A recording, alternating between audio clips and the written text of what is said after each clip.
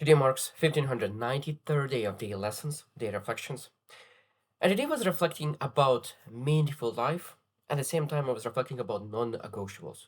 And I said that, okay, like how could I bring those topics together? Non-negotiables for meaningful life. And while I was reflecting on that, I realized that there's different non-negotiables for different kind of lives. So like what kind of non-negotiables are for simple life? What are non-negotiables for artistic life? What is non-negotiables for explorative life? And I think that every single person needs to choose, okay, what kind of life do I need to live? And then based on that, we'll need to choose what kind of non-negotiables are for this life.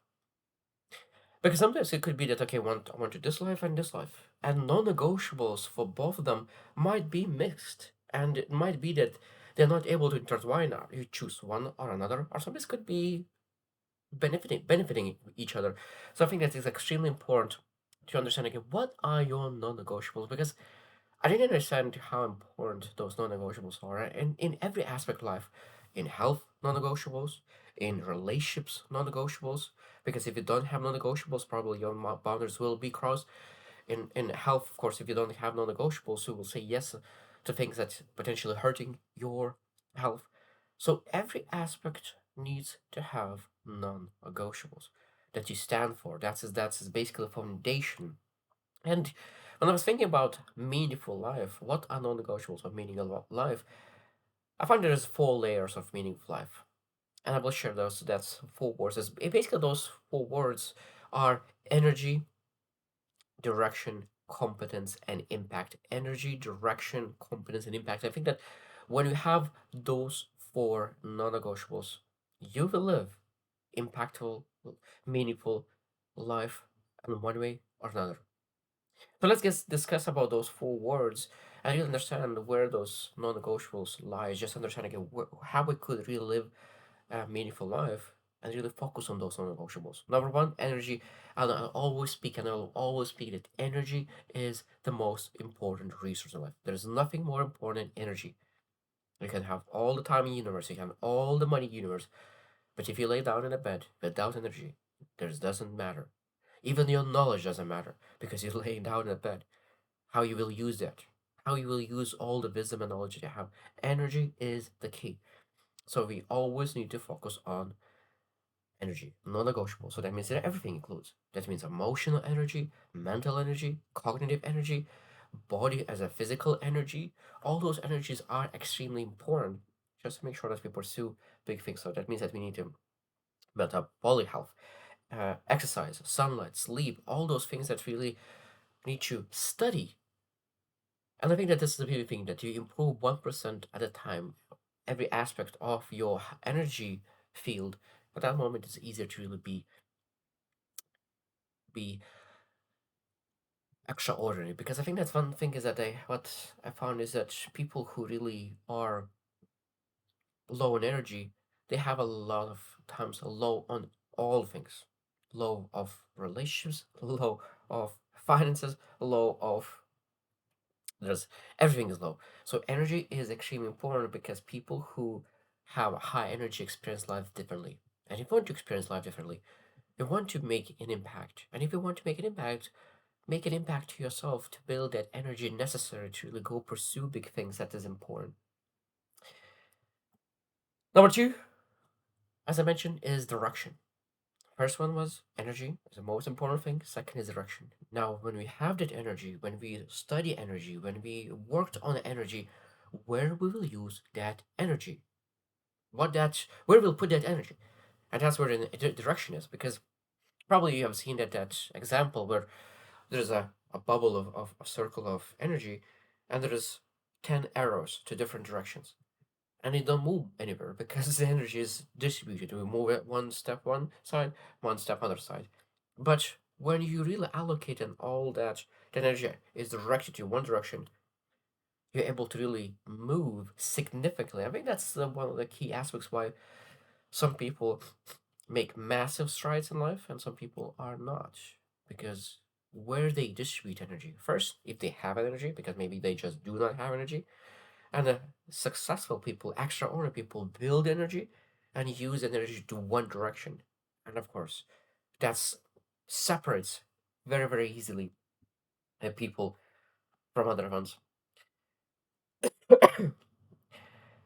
And it's a beautiful thing. So I think that when you think about meaningful life, every single person, when you choose, okay, like the direction, I think that's something that you just need to ask, like, what kind of burden you are willing to carry. Such a beautiful question. What burden are you willing to carry? Because every single path will require some sacrifices. Being a father requires some sacrifices, but those beautiful sacrifices, but at the same time, it's sacrifices. And some people are not willing to do that sacrifice.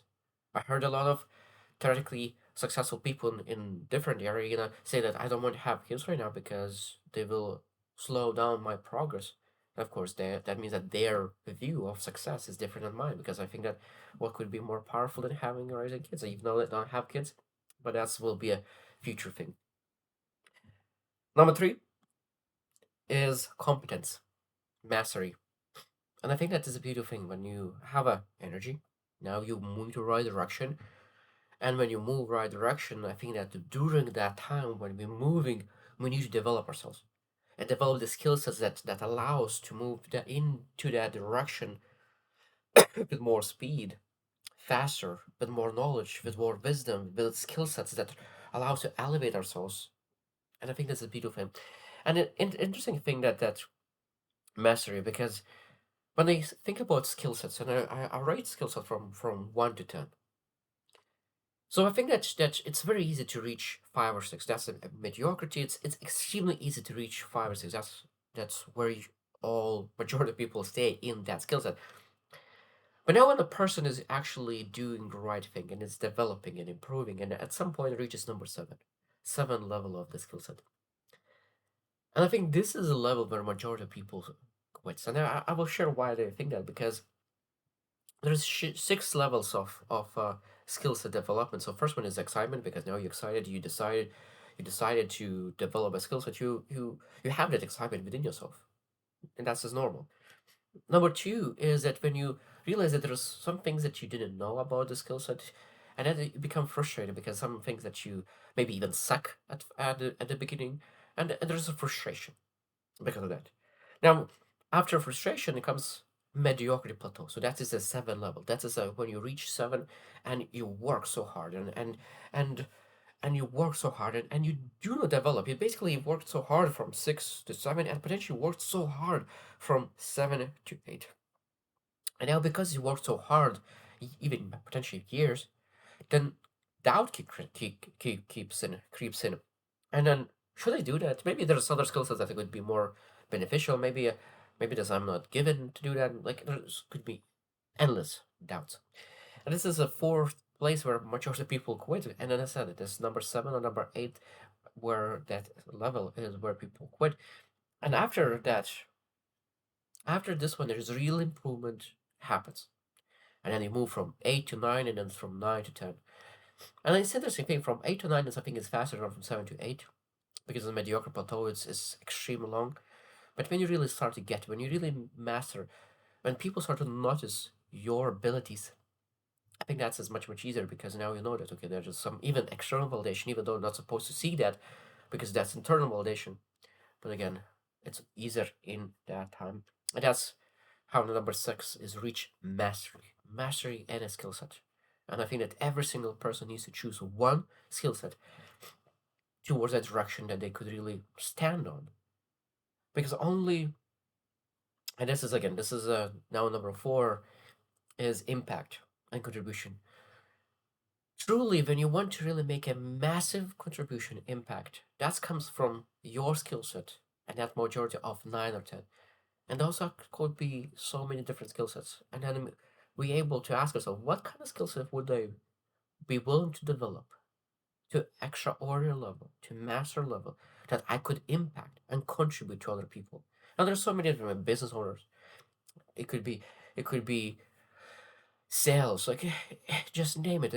I will not name all the skill sets, but there's so many skill sets that you could really add value to people. And I think that's a beautiful thing when we're able to really use our abilities to improve other people's lives. And that's a beautiful statement. How your skill set could improve other people's lives. And I think that that's one of my favorite questions, or statements because I always develop and I always wanted to really add value to people. But I realized after a while that if you really want to add value to people, you need to develop yourself in such a high level that even just by living your way, you're able to really inspire people, aspire, and add value to people. So I hope you should reflect as well. What are your situation right now with those four words? And because I think that it's extremely important non-negotiables: energy, direction, uh, direction, competence, and impact. Those are the four words that is non-negotiables for meaningful life. So I hope you just win and see you tomorrow.